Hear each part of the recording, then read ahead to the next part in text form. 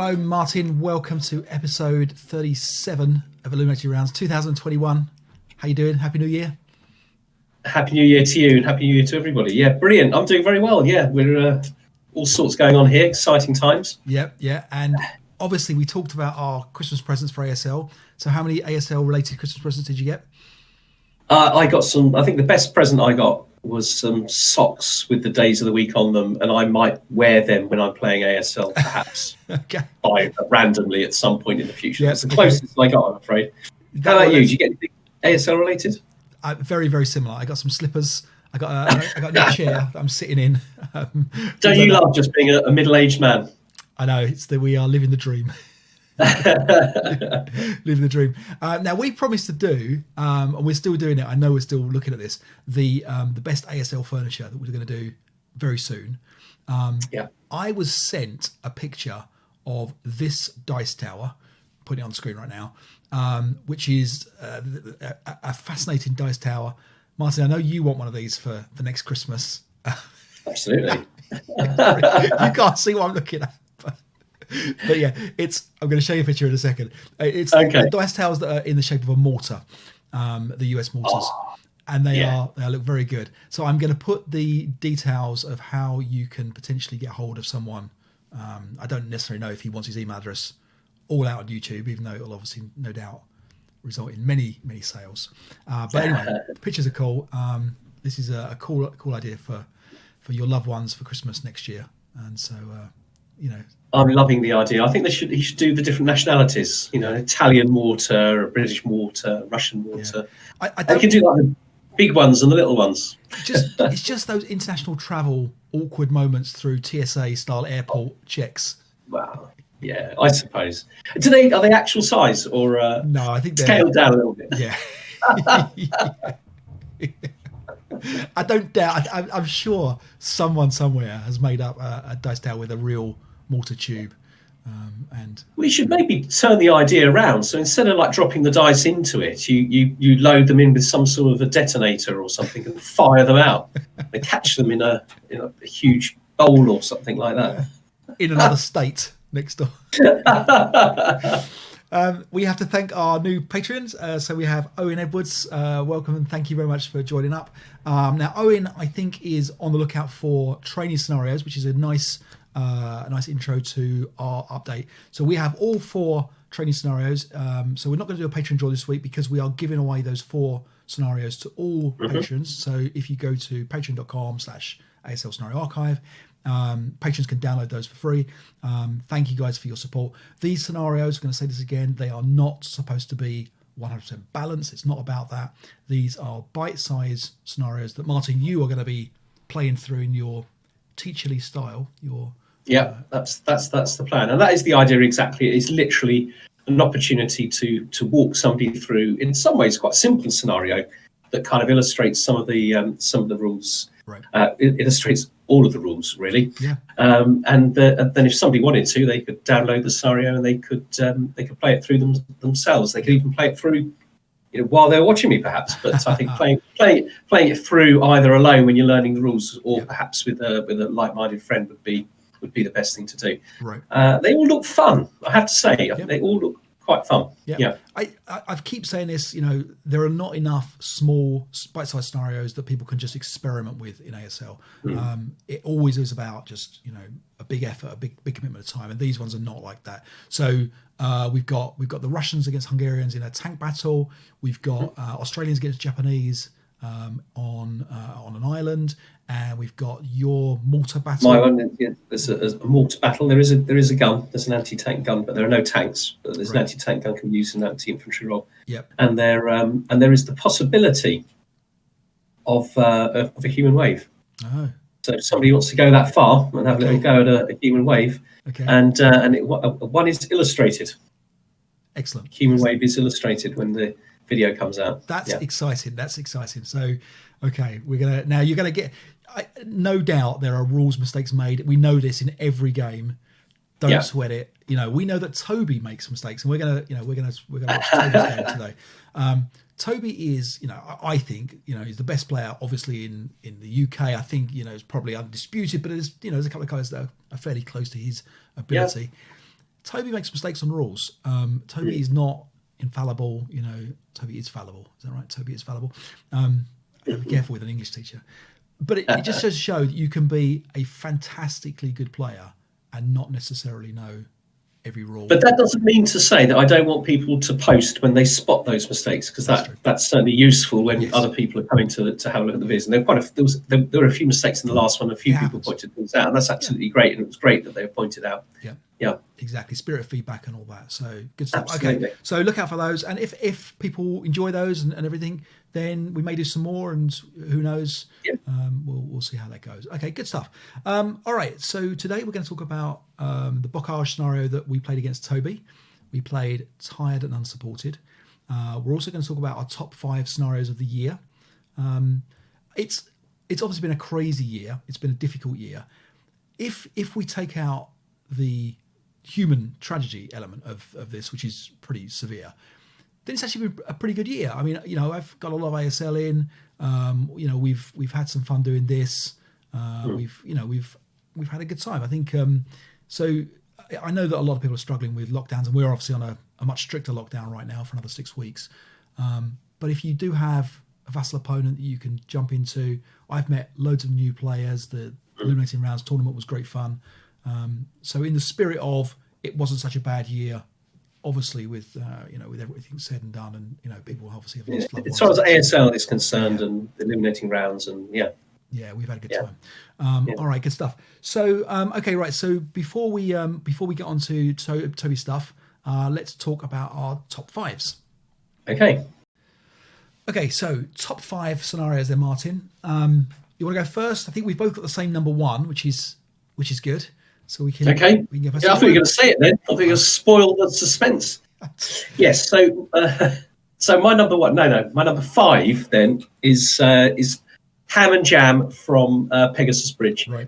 And there's so many ways that it's not the greatest scenario in the world. In some ways, it's unbalanced because it's an attempt to follow a historical situation, I think, sort of as faithfully as possible. I played Martin with this one.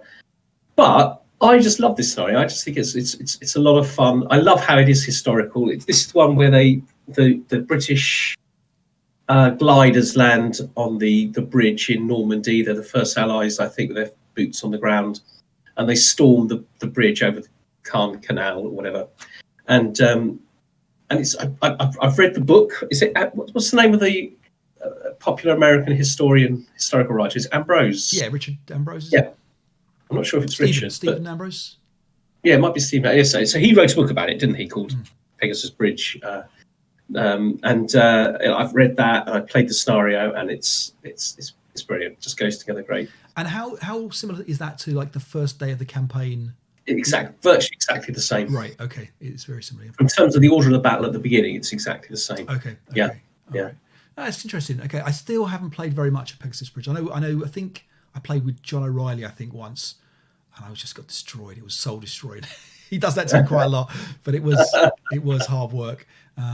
But yeah, and I know you've got a particular affection for Pegasus Bridge. It's been a I do like games that are historical and are closely associated with real history. A lot obviously, I suppose most ASL scenarios on geo boards, and they're not that particularly historical, are they? They give you perhaps a flavour for something, but I think Pegasus Bridge is peculiarly well done. The map, and the map's at the right scale, isn't it? It's a small town, with enough different terrain there as well to make it feel like you're fighting different fights. Yeah, exactly. And of course, Ham and Jam is at night as well, so it's a night glider landing. So it's quite esoteric as far as ASL is concerned. It's quite some unusual sort of features there. Right. I can imagine those British paratroopers storming across that bridge, and I don't know. Excellent. Okay. All right. So number 4. So I played scenario Death to Fascism from the Death to Fascism pack at the start of the year. It was in I think it was the MMP tournament with Tony Gibson. And Tony was a brilliantly fun opponent. He was one of those guys that laughs with the punches, which is great. The dice properly battered him, which, you know, when you've got an opponent who's laughing with you about it, it's great. It's quite big. There's you got 18 squads, it's 14 squads. You know, Valentine tanks flying around. But you also get you can pay for a little bit of extra OOB, so you can take light machine guns or you can take mortars or whatever, which is quite a nice change to just being set the OOB, because sometimes, you know, some players like mortars, some players like medium machine guns and things like that. Very nice scenario, and was my number 4 for the year. Excellent. Okay. So that brings us to my number 2. No, my number 3. I beg your pardon. So I chose Sights on Song,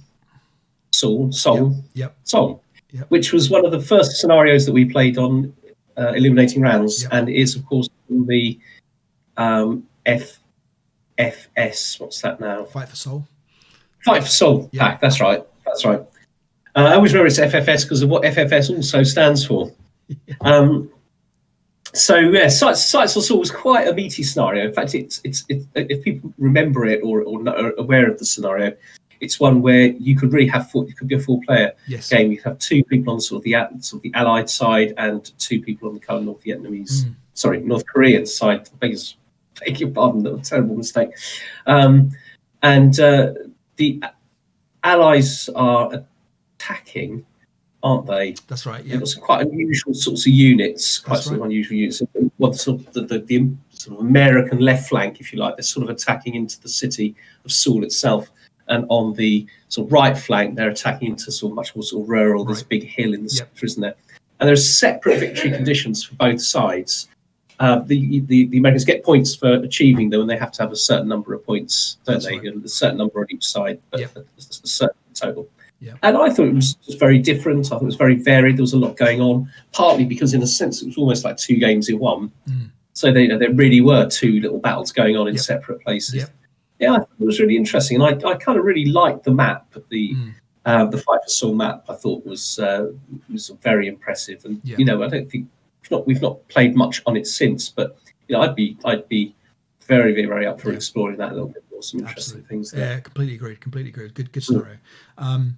Excellent. Okay, my number 2 then. One-Eyed Jacks, which is from one of the Winter Offensive packs. I played this with Stuart Brandt at it seems like so long ago, the last face-to-face tournament that I was at back in March, where we were talking about how much COVID would actually have an impact on everybody's lives, and would it affect and everyone's going, no, nothing. No, it won't make much difference. I don't think we were thinking that at the time. I think we were actually surprised it wasn't making a bigger impact at the time, because I think it was getting to that point. But a really good scenario. So One-Eyed Jacks is interesting because it features this kind of like almost sudden death.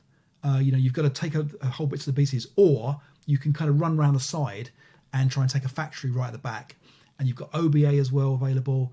And so often times, I think the last turn of the scenario will be bringing OBA down. So the defender has the OBA, could be bringing it down on their own troops. It's all kinds of interesting things to potentially go on there. And I've looked at the other comments as well on One-Eyed Jacks on the scenario archive, and everybody seems to have had a good time with it. It is a nice puzzle scenario. It's a different type of scenario in that it's not obvious what your opponent is planning to do. So that's what I think. You haven't played it, have you? So I haven't played it. No, And no, but it looks great. Sounds great. I'd be up for that. Good. All right, so number 1, a shared number 1. We played it together. Yes. What did I talk about? Well, you tell them, Dave. You tell them. All right, well, Urban Guerrillas. Urban Guerrillas, of course, yeah. You've forgotten. I know we'd agree, but I didn't write it down. I could have sprung it out. Urban Guerrillas, so it was our first live game that we did.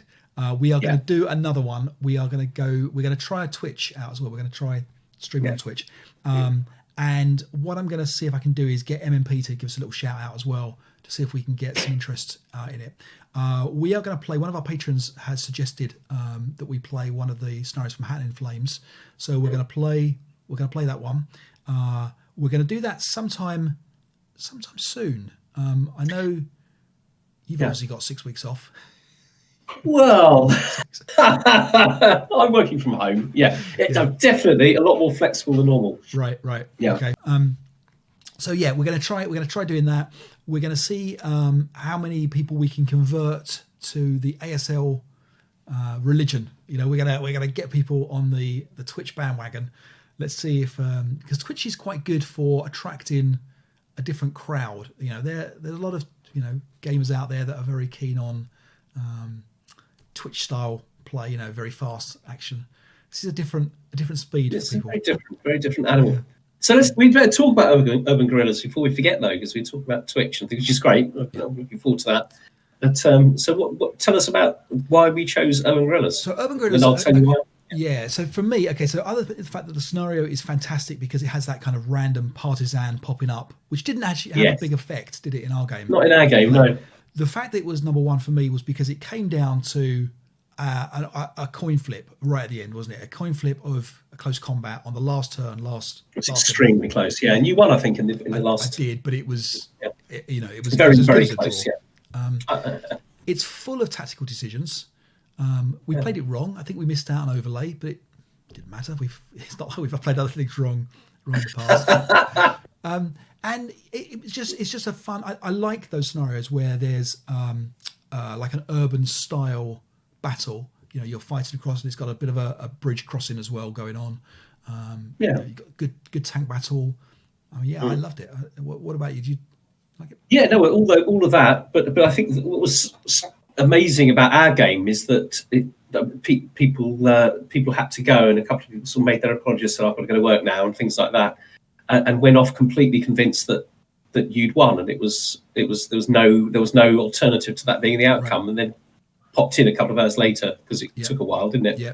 And it was completely reversed. It was it was a game that swung both ways heavily, and then in the end was very, very close. It's very rare, I think, you play a game like that. You occasionally play games that are close, but games that swing both ways. I thought that was quite remarkable about it.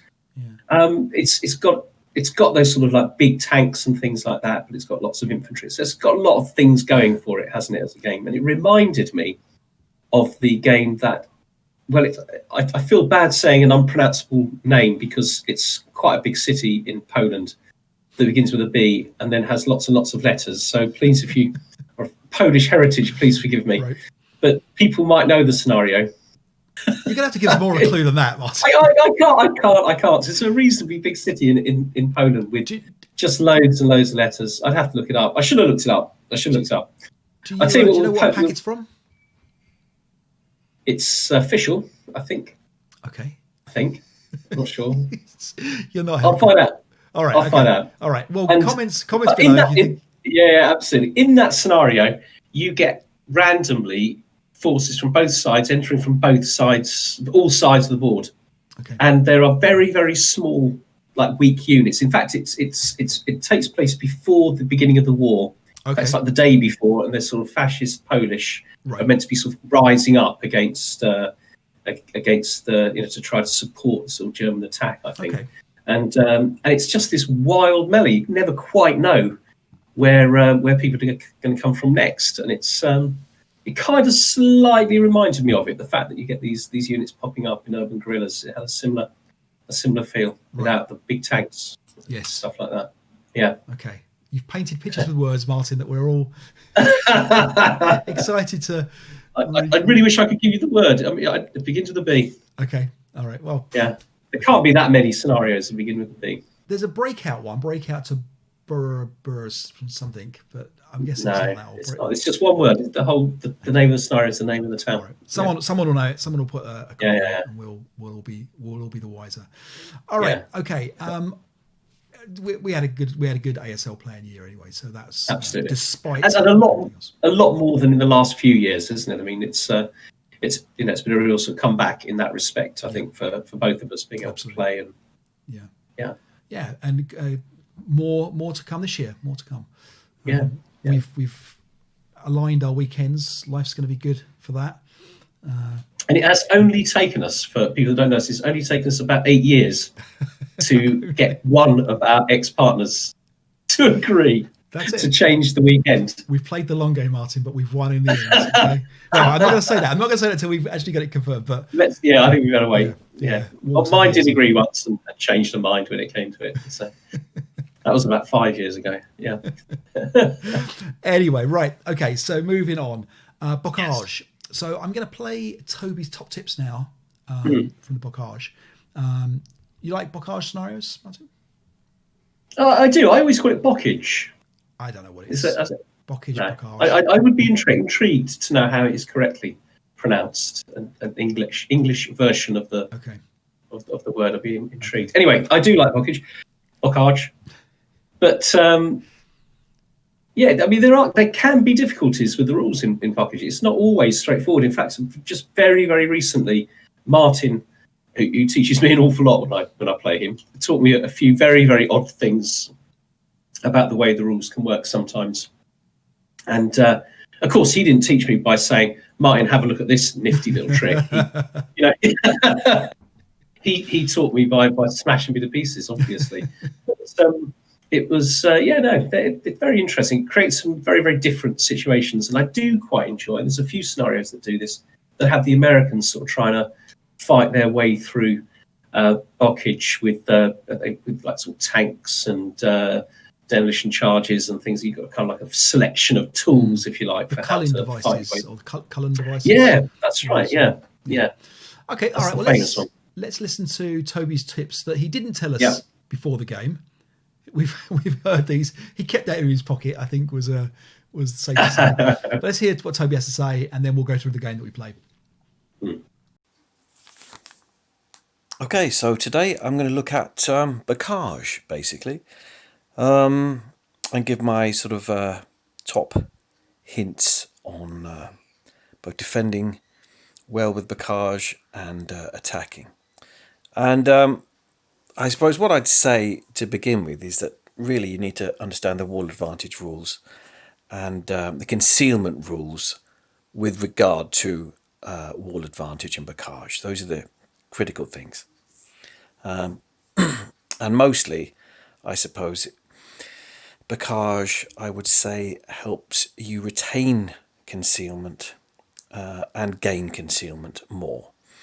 Even if you're the attacker, and of course a lot of ASL players believe that the Bocage rules do not reflect too well the actual fighting in Normandy, because they say it benefits the attacker too much.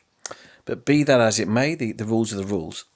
So attacking, my first tip is assault firing troops are great.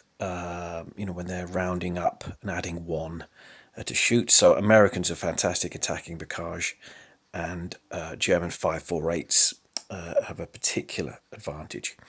And generally, I'd advise freely running up to Bocage that you can easily gain wall advantage over, because most of the time you should retain concealment as you do that. If the enemy fires at you as you're moving, you're concealed. As you shoot in the advanced firing phase, of course, you're revealed, usually. And then if you retain that wall advantage, you are then concealed once again at the end of the advanced phase. So it's great to fire and move with Bocage. Secondly, one sneaky thing you can do with a low value vehicle is say a half track or something. If the enemy has dummy counters, then one option is to drive this half track around, and every time you get on the other side of a Bocage hex side with one of his concealed counters, you say, "I'm claiming wall advantage. Are you stopping me?" And certainly that used to be a very good way of deciding if the enemy is real or not, because many players will go, "Yeah, I'll claim wall advantage," in which case they're real. So that can be useful, and if he opts not to take wall advantage, he's probably a dummy. Although we'll discuss the rules in a little while as well. But if he doesn't opt to take all advantage, of course, you could stop there and say, right, I'm taking all advantage, and then move all your other men up. So that's my second tip. And my third tip is it's very important when you're attacking a Bocage, especially, say, over something like a sunken lane or where there's one hex between you. It's always important to advance someone, preferably low-value units, half squads, adjacent to the enemy's Bocage line.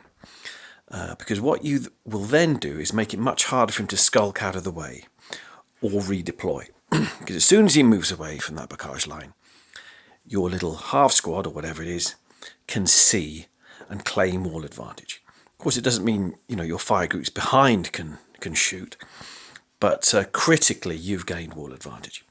So do a lot more low-value units, like 7-0 leaders, these sorts of characters.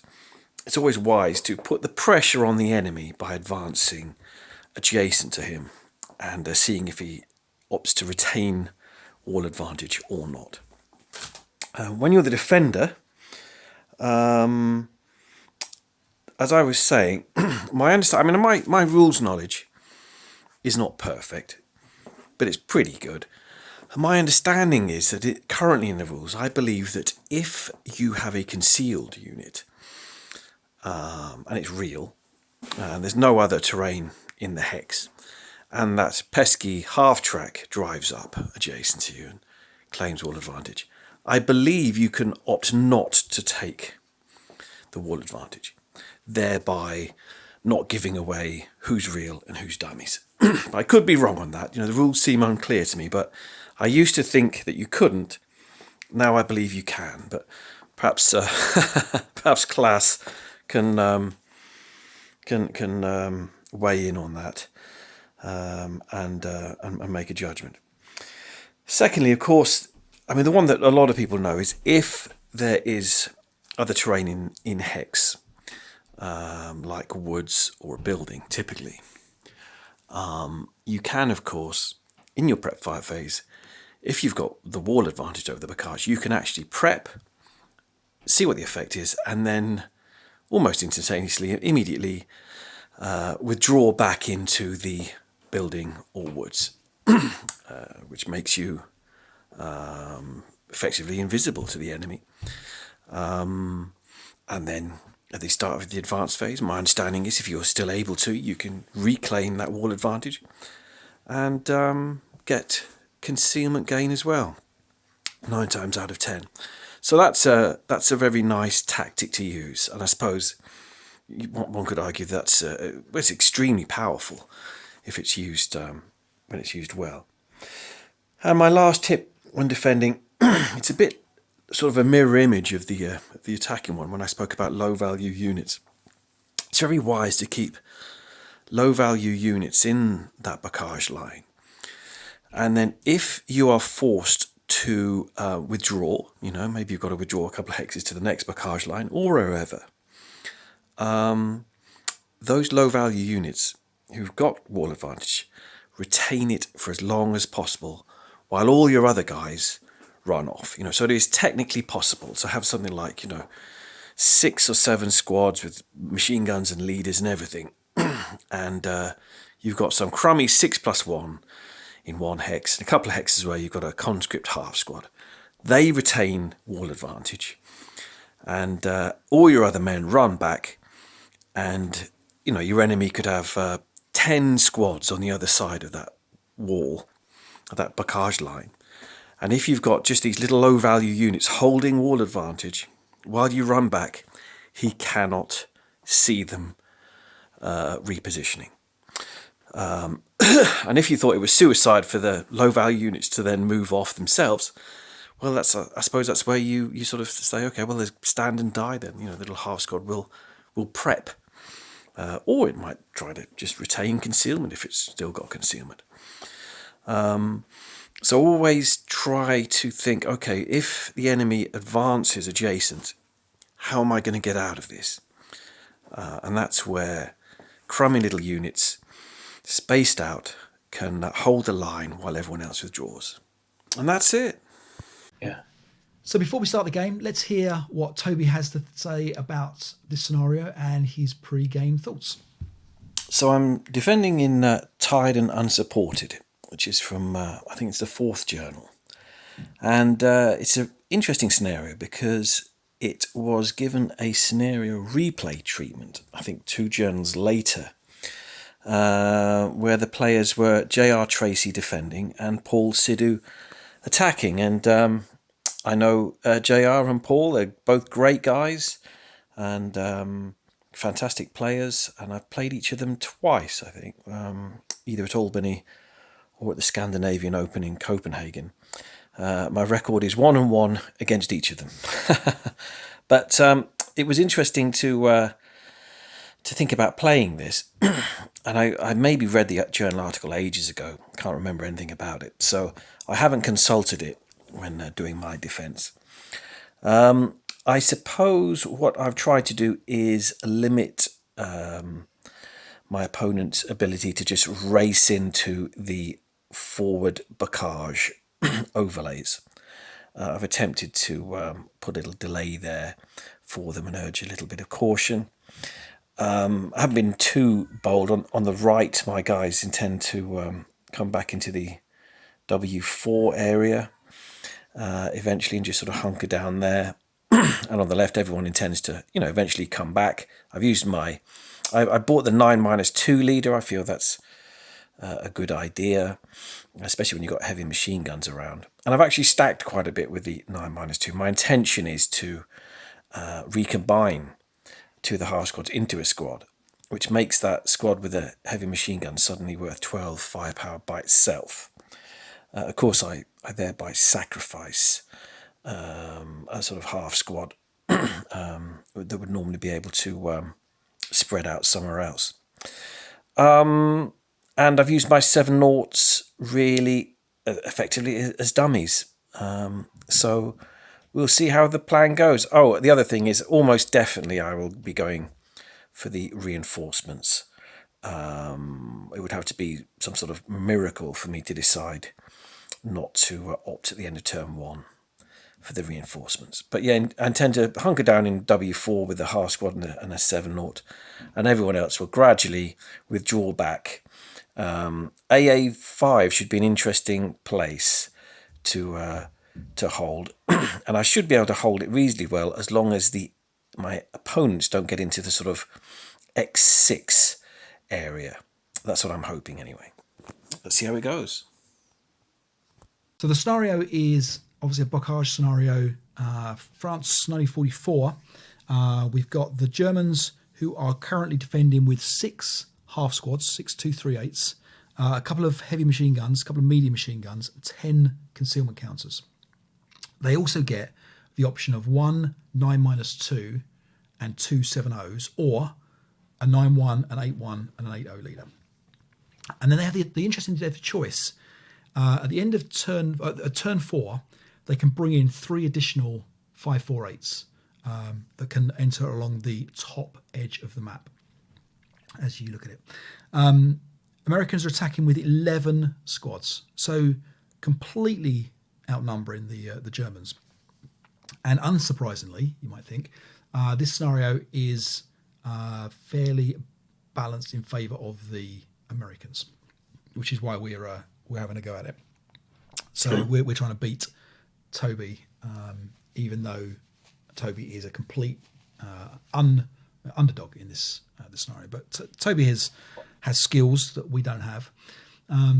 Now, the key thing about this scenario, in terms of victory conditions, is the Germans have got to basically just hold on to any road adjacent within 3 hexes of Z5. So right in the centre there, they've got to basically be on or adjacent to a road hex within Z5. Okay,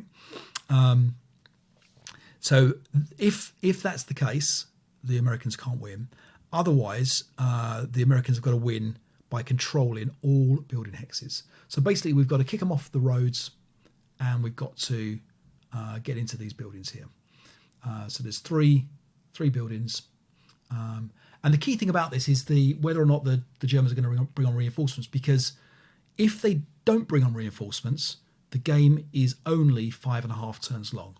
And if they do bring on reinforcements, the game is extended out to 7.5 turns long. So the Germans have an interesting choice. The tricky thing is that the Germans have to decide before the game starts whether they will be bringing on the reinforcements or not. So we had to talk about this, Martin, and we had an idea that Toby wouldn't bring on the reinforcements for completely. My reasoning was probably different to your reasoning. I thought that Toby would fancy a quick game. That was my. I thought maybe he's a bit time poor. Maybe he hasn't got enough time to drag it out. Let's assume he's not going to bring on reinforcements. But, and he also had a choice to make about his 9-2 or whether he spreads out that leadership across the 3 leaders. Now, I did a little bit of research on this and found that a lot of people had picked not the 9-2 because basically one sniper has a fairly big effect if that one sniper takes it out. So that's what I was expecting. Did you have any thoughts on that? My main thought on it is that this is exactly the kind of pre-game decision that I always realise afterwards that I got completely wrong. Right. Okay. Well, that's kind of true. Yeah. So as usual, you won't see Toby's dice rolls on the log. Toby rolls dice himself. He doesn't trust the Vassal dice logs or the Vassal game in general. He just likes playing old school. I think he has enough computers at work. I think I think that's his situation. I think we all have some sympathy with that. Actually, you can't have enough computers, Martin. So I guess we'll play through the log and we'll see how we get on. Martin, you can commentate. I get the feeling because we played this so long ago, you're gonna be watching this as if it's the first time you've seen it. That's exactly how I feel right now. Yeah. The units on the right hand side of the board are obviously not reinforcements or anything. These are the units that I'm going to end up replacing because every one of these units currently is literally concealment counters because obviously we're playing blind, as it were. Yeah. So, well, we're seeing what we would see if this was a board game. We were playing on a board face to face, and as he reveals things, we'll replace them with the counters at the side. Exactly. Yeah. All right. And here we go. Here we go. All right. So I'm going to zoom in a little bit to give people a bit of a treat. Yeah. So a bit of an aggressive full dash with a scout there. Exactly that. Yeah. We decided we were going to be get up his grill in his face straight away. Yeah. And straight away there was a concealed unit that took a shot, pinned us. Onwards we go. And again, no messing around. We charge forward. Basically, we just Toby reveals a 7-0 leader there, and what that does is it kind of strips all of our concealment as we run up towards this the Bocage. Yeah.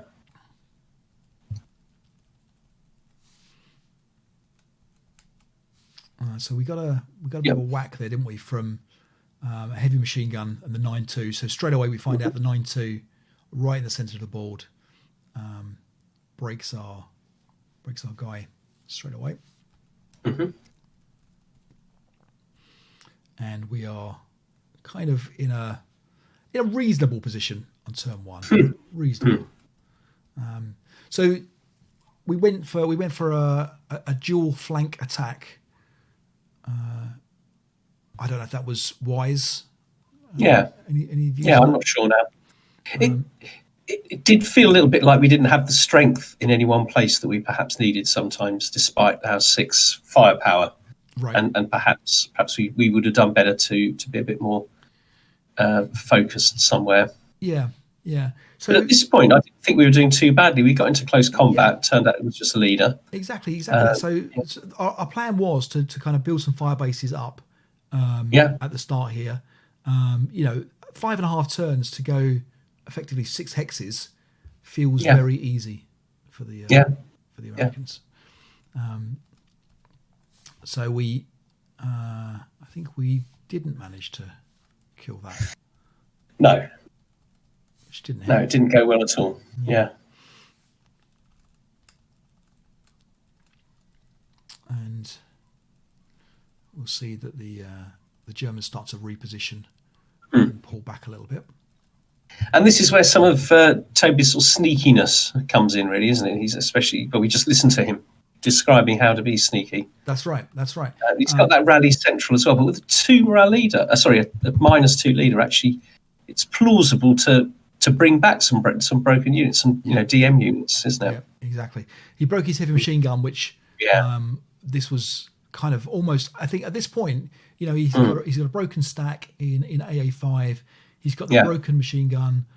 We know that he's got some extra dummies floating around somewhere. We think at this point that there's going to be a dummy on either side, so there's only one real stack.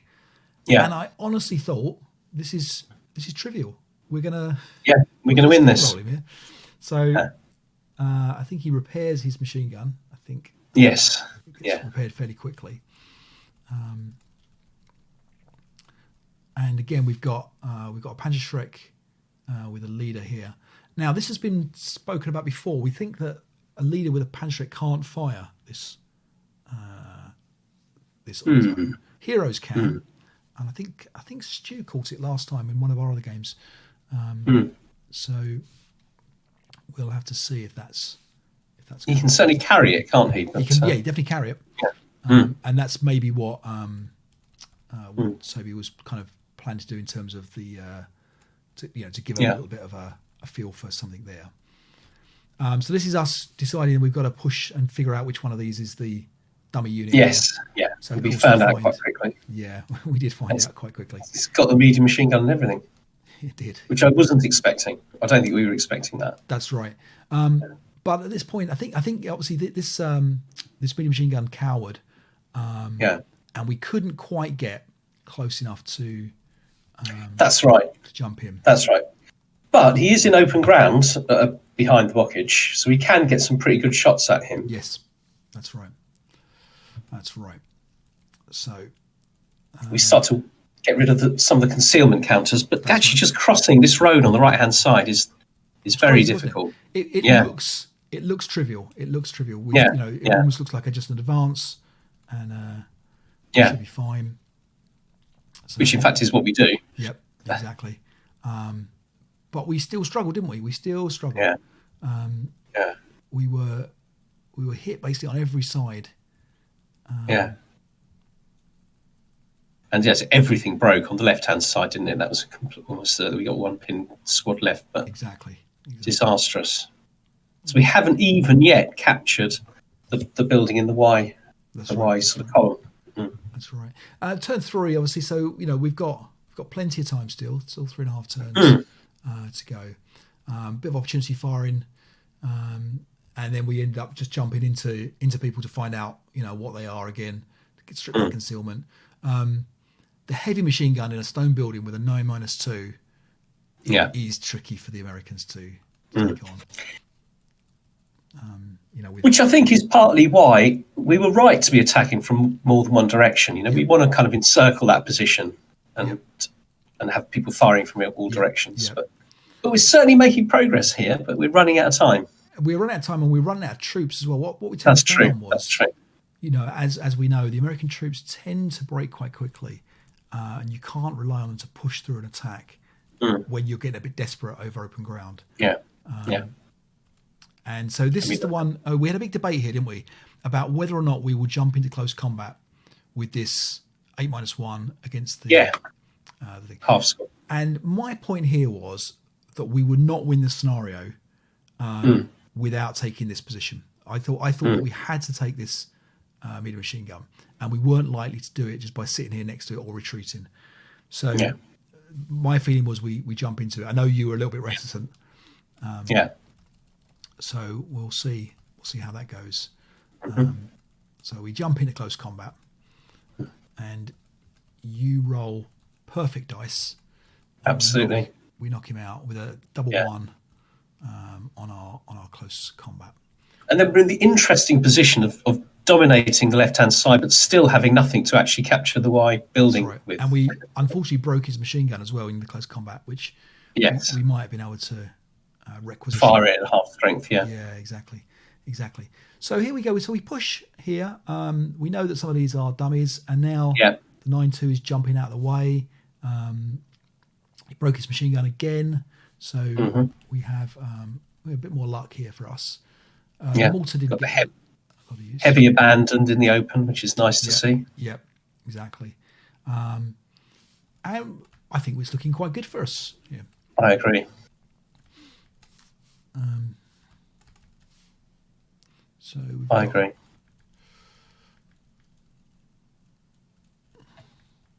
We took some dubious movement here with the mortar. I think that was more to draw the fire. Yeah. And we found the last dummies there. Yeah.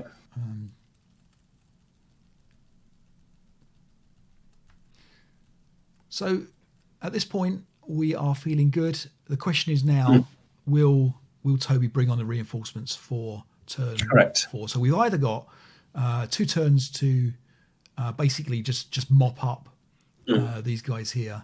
So we've got the heavy machine gun that we're going to pick up now. We've got a broken stack. We've got one squad left to deal with. And unfortunately, Toby he has already decided to bring on the reinforcements. And we know this is going to be a disaster because at this point, because the fact that we've got to protect that road, it's almost impossible for us to win this scenario now with the reinforcements as we know that they are. It's really, with the Germans bringing on the reinforcements, you want to be in a position where these strong American units are dug in now, ready to face the attack, because there's actually quite good quality Germans now coming, aren't they? They're 8 morale. Yeah. And all we have is a bunch of broken guys with low morale. Yeah. Exactly that. And so we resign here mainly because we can't stop these guys out on the left just kind of sitting on adjacent to this road. Everything that we had. Now, I will say, if Toby hadn't have chosen to bring on the reinforcements, I think this would have been a relatively easy win for us, I think, at this point. I agree. But we just had no chance with it. And that led to the discussion at the end of the game about the fact that this is an unbalanced scenario if you look at Raw. But Raw doesn't tell the whole story, of course, because we don't know how many Germans decided to bring on the reinforcements before the start of the game, and also how many of them took the 9-2 leader. So what I would say about this scenario is, I think it is tougher than it looks, but it also is tough on the defender. So don't get me wrong. I'm not suggesting that that the Germans are in any way favoured in this scenario, but I would say give it a go. Definitely seriously consider taking the reinforcements of the Germans, and maybe it's not as unbalanced as it looks. I think is my. Did you have any thoughts on that as well? I thought it was a really interesting scenario. I mean, to play almost an introductory with Bocage, because it's actually relatively straightforward. I mean, there's no tanks, is there? There's a lot of it's quite a straightforward infantry Bocage battle. It's quite enjoyable to play. I did feel like there were moments when we were a bit unlucky, and and taking that into account, and the fact that Toby is so much a better player than we are in his skill. It is clearly not brilliantly balanced, but it's an enjoyable game. Right. And I think that clearly the Germans can win it. Yeah. And I think actually quite a nice challenge actually if you knew you were thought you were the stronger player and played to see if you could win something like this. Quite interesting. Let's hear what Toby had to say. And here we go. So another interesting game. I managed to get a win in the end. What would I say about it? I liked David Martin's first turn on the right, particularly charging that half squad up into V7, basically calling my bluff. And all I had was the leader there, of course, who I suppose at least he only got wounded. And of course on that flank, although they shot their medium well, when Dave and Martin had to send in the leader on his own to try to take out my half squad. They rolled a double one, and that was the end of him. And I thought, oh dear, that's that flank gone. Although I didn't have much else to back it up. On the left, I was very pleased with how things went, really. Apart from a few double sixes I rolled, I suppose I'd say my heavies either tended to roll low or to roll double sixes. I think a double six also lost me one of my valuable half squads, but I lost one through bad play as well. I forgot that if you voluntarily break, you had to declare it at the start of the whole route phase, not just your own route phase. So I missed that, and I thought, oh no, that's my mistake, and he got taken out. But the generally speaking, that 9-2 with the squad and the heavy did quite a lot of good work, and I don't think the Americans really got into a position into the area which I feared, which was X6. They never got anyone in there to really put fire onto that stone building in AA5. So I was able to do that sneaky move once or twice where you prep from wall advantage and then immediately give up wall advantage and go into the building and become invisible to the return shot. So there were a lot of point blank shots going on. There's a chance I'd roll high on a fair few of them. Luckily enough, though, I often rolled low and got a bit of rate here and there, and the Americans generally couldn't stand up to it. So by the time my reinforcements come on, I was in a very good position. I think I probably had more good order units than the Americans had, and I was sending sneaky units on both flanks as well. So it was a good game. I've always enjoyed Bocage scenarios, and I felt up against it in this very brittle force with the Germans. One bit of bad luck or a sniper coming in somewhere when you've only got 3 squads equivalents. One little break somewhere, and you can be in trouble. But I just about managed to hold the line on the left and mostly withdraw in good order, and certainly dish out enough damage so that even when I was just down to that squad with a 9-2 in AA4, suddenly my reinforcements are on, so they're not alone. But a good game, and I look forward to the next one. All right, so very eloquent from Toby. He's spot on as usual, and obviously when he was talking about his lefts and rights, the other side. So don't get too confused. All right, so we it always takes us a couple of months to play, Toby, because we get battered so badly. We need to lick our wounds, don't we? Exactly, yeah. But I still remember the time we won, and I tell you've forgotten it. I see you. No, I remember it. Absolutely remember it. Yeah, okay. It was our first game against him. Yeah, we should have stopped then. Yeah. Quit while we should have done when we were ahead. So next time. Next time. Yeah, go ahead. Yeah. What are we going to do, Martin? What are we going to do? We're going to talk about ASL furniture, which we've mentioned before. Might even do a little bit of a game squad thread or something. See if people give us some of their insights and knowledge about the ASL furniture that's available out there. Yep. So that's number one. Yeah, we're gonna show a play of our scenario of the month, which was Monastir Gap. That's right. Yes. And we had a good time with that one, didn't we? We did indeed. Yeah. I think I moaned a bit. Yeah. There's nothing unusual about that when I moan. And nothing wrong with that. Losing can be very tough, can't it? Which is a very good segue, Martin. So you had an idea. Yeah, well, I've had a lot of sort of quite proper experience recently of in ASL of losing, and thought what we might do is have a little discussion about losing in ASL. Okay. I think it's going to be interesting. I think it's going to be very interesting. I think it's a peculiar game. I think in terms of the relationship that people have with losing. You talked about that. Who was it you were playing that was laughing? Tony Gibson. Yeah, really just enjoyed the game together, even though he was doing things didn't go his way. Laughed about the dice. Indy is a good card. Indy is very, very good like that. But we've all been there when we've struggled with our morale because things haven't gone well. Some reason this game could be a difficult game to lose. It could be a difficult game to lose. So I thought it'd be interesting to kind of like think some of those things through. Why is it like that? And talk about losing. Really, that sounds like a good discussion, and we are absolutely well placed to talk about it. Yes. If we ever decide to do a program on winning, we'll have to get somebody else in. I think we got Toby. We got Toby lined up for that one.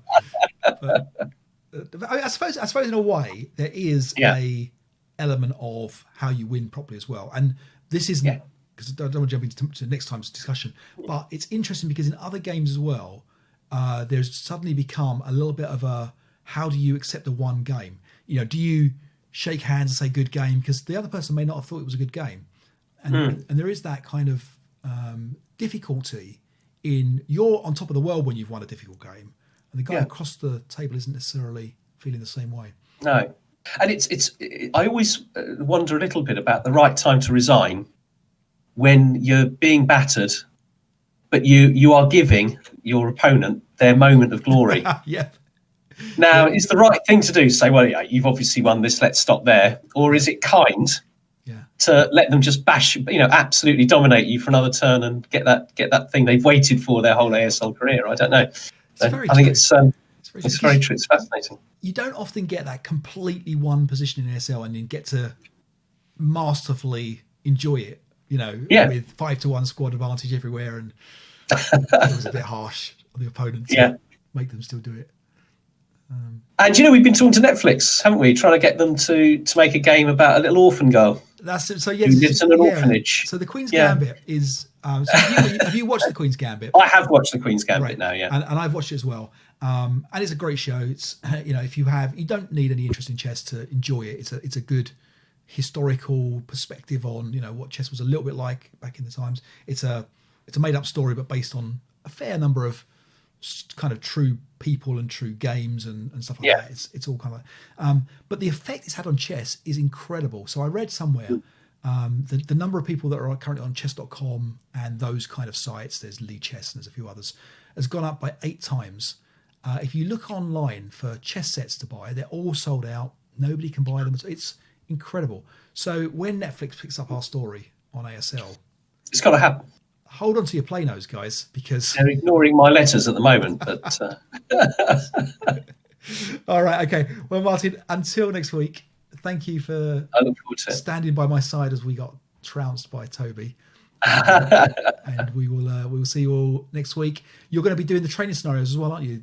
You're going to... Yeah, that should be out certainly in the next week. Excellent. Yeah. Okay, good. I like to put you publicly on the spot. It makes no difference. Nothing motivates. No. All right. Okay. Well, Martin, thanks very much, guys. Everybody, thanks for your support. Thanks for your emails. We had a great couple of comments from some YouTube viewers on things like our best shows. And we love all that kind of stuff. So get in touch if you want to have a chat or whatever. We are going to start the tournament. So the emails are going to go out for this year's tournament. So this is your absolute last chance, middle level Patreon. Get in there for this week. We are going to make the draw by the next episode, and the first round will begin for the 2021 Patreon tournament. So look forward to that. Martin, back in it. Yeah, absolutely. Back in it. Cheerio. Right, take care. Bye-bye. Take care.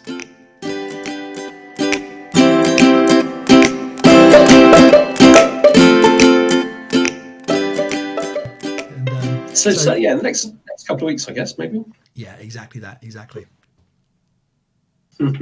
See you later, Mum. Yeah.